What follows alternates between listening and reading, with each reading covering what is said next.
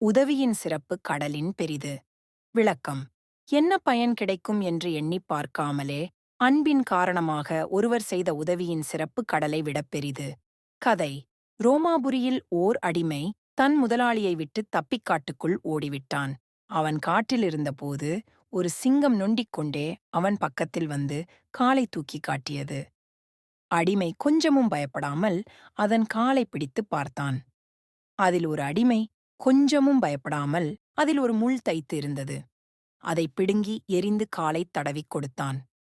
ஒரு சிங்கத்தை பல நாட்கள் பட்டினி போட்டு மரண தண்டனைக்குள்ளானவன் மீது அதை ஏவிவிட்டு அவனைக் கொல்வதுதான் அக்காலத்தில் மரண தண்டனை நிறைவேற்றும் முறையாக இருந்தது. அதேபோல அந்த அடிமை மீது சிங்கத்தை ஏவினார்கள். சிங்கம் வேகமாக அவனை நோக்கி பாய்ந்து வந்தது.